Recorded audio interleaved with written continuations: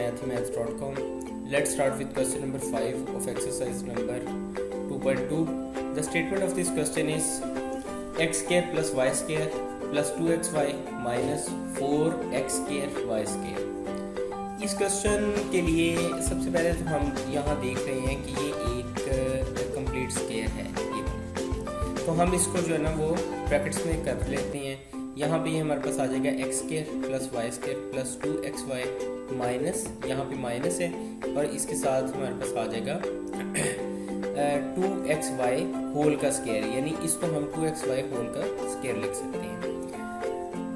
Next step में कुछ ये होगा कि ये x square plus y square plus 2xy और इसको हम स्क्वीज करके स्क्वायर की फॉर्म में लिखेंगे, तो ये हमारे पास आ जाएगा एक्स प्लस वाई होल का स्क्वायर माइनस 2xy होल का स्क्वायर।